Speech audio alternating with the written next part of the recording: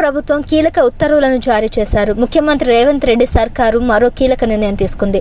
తెలంగాణ విద్యా commission chairman గా మాజీ ఐఏఎస్ ఆకునూరి మురళిని నియమించింది. దీంతో పాటు బీసీ కమిషన్ చైర్మన్ సభ్యులను ఎంపిక చేసింది. మరోవైపు వ్యవసాయ రైతు సంక్షేమ కమిషన్ ఏర్పాటు చేసింది. బీసీ కమిషన్ చైర్మన్ సభ్యులను ఆదేశిస్తూ వారికి నియామకాలు జారీ చేశారు. తెలంగాణ ప్రభుత్వం 3 కమిషన్లకు చైర్మన్ నియమిస్తూ ఉత్తర్వులు జారీ చేశారు.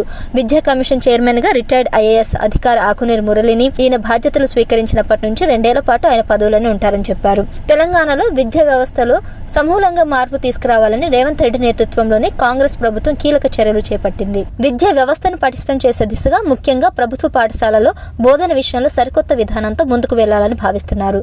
ప్రభుత్వ పాఠశాలను బలోపేతం చేసే దిశగా అడుగు వేస్తున్నారు.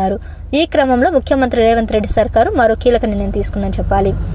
మరోవైపు రాష్ట్ర వ్యవసాయ రైతు సంక్షేమ కమిషన్ ఏర్పాటు చేయడంతో పాటు చైర్మన్ గా ఎం కోదండరెడ్డిని నియమించింది. 2 ఏళ్ల పాటు చైర్మన్ గా పనిచేయనున్నారు ఇతను. ఇక బీసీ కమిషన్ చైర్మన్ సభ్యుల పదవీకాలం ముగడంతో కొత్త చైర్మన్ పదవులకు నియామకాలు జారీ చేశారు. చైర్మన్ గా నిరంజన్ కు అవకాశం దక్కింది. రాపోలు జయప్రకాష్, తిరుమలగిరి సురేందర్, బాల లక్ష్మి సభ్యులుగా ఉన్నారు. ఈ మేరకు శుక్రవారం ప్రభుత్వ ప్రధాన కార్యదర్శి ఉత్తర్వులు జారీ చేశారు. రాష్ట్రంలో విద్యా కమిషన్ ఏర్పాటు చేస్తూ తెలంగాణ ప్రభుత్వం సెప్టెంబర్ 3వ తారీఖున ఉత్తర్వులు జారీ చేసింది. ప్రీ ప్రైమరీ నుంచి యూనివర్సిటీ స్థాయి వరకు సాంకేతిక విద్యతో పాటు సమగ్ర విద్యా విధానాన్ని రూపొందించేందుకు తెలంగాణ విద్యా కమిషన్ ఏర్పాటు చేసినట్లు ఉత్తర్వులో పేర్కొంది. ఈ కమిషన్ కు చైర్మన్ తో పాటు 3 సభ్యులు ఉంటారని తెలిపింది.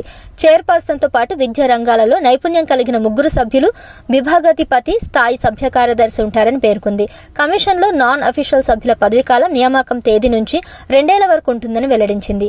ఈ క్రమంలోనే కమిషన్ చైర్మన్ గా రిటైర్డ్ ఐఏఎస్ అధికారి ఆకునూరి మురళిని నియమించినట్టు తెలుస్తుంది. రేవంత్ సర్కార్ కీలక నిర్ణయం తీసుకోవడంతో అందరూ కూడా హర్షం వ్యక్తం చేస్తున్నారు.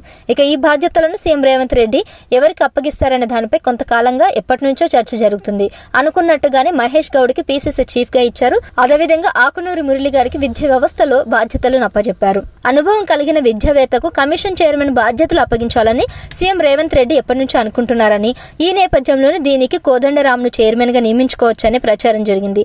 అయితే ఇటీవల ఆయన ఎమ్మెల్సీగా ఎంపికయ్యారు. మరోవైపు కాంగ్రెస్ మద్దతుదారుడుగా కొనసాగుతున్న ఆకునూరి మురళిని విద్యా కమిషన్ చైర్మన్ గా నియమించే అవకాశాలు ఎక్కువగా ఉన్నాయని ప్రచారం కూడా సాగింది. అందుకు తగ్గట్టుగానే ఆకునూరి మురళి వైపు రేవంత్ సర్కార్ మొగ్గు చూపింది. ప్రభుత్వ బడులను కార్పొరేట్ ధీటుగా తీర్చిదిద్దాలనే లక్ష్యంతోనే రేవంత్ సర్కారు అందులో భాగంగానే ఈ నిర్ణయం తీసుకున్నట్లు కూడా తెలుస్తుంది. విద్యా కమిషన్ చైర్మన్ తో పాటు మరికొన్ని కమిషన్ల చైర్మన్ కూడా ప్రకటించడంతో కాంగ్రెస్ పార్టీ వర్గాల్లో హర్షం వ్యక్తం చేస్తున్నారు. Please subscribe to